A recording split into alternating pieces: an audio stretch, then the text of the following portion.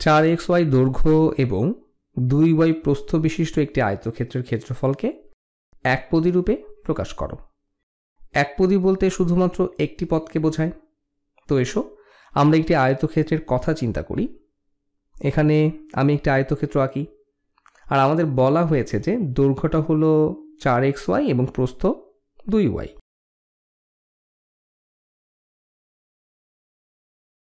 এবং আমরা জানি যে কোনো আয়তক্ষেত্রের ক্ষেত্রফল হলো এর প্রস্থ এবং দৈর্ঘ্যের গুণফল, অথবা উচ্চতা ও প্রস্থের গুণফল, অথবা বলা যায় যে কোনো দুই মাত্রার গুণফল। তাহলে এই আয়তক্ষেত্রের ক্ষেত্রফলটা হলো এই দৈর্ঘ্য 4xy এবং এই প্রস্থ 2y এর গুণফল। আমরা এটাকে সরল করি। আমাদের এখানে আছে একটা 4 গুণ একটা 2।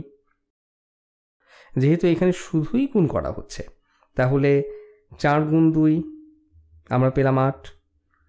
এরপর আমরা দেখতে পাচ্ছি যে এখানে আমাদের শুধু একটা এক্সই আছে, তাহলে এটা হলো 8 গুণ এক্স।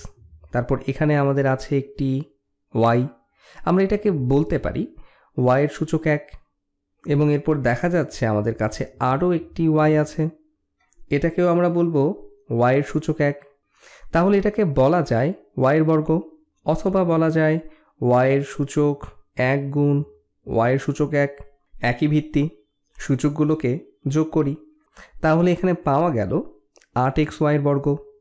এবং শেষ, আমরা এই আয়তক্ষেত্রের ক্ষেত্রফলটিকে একপদী রূপে প্রকাশ করেছি।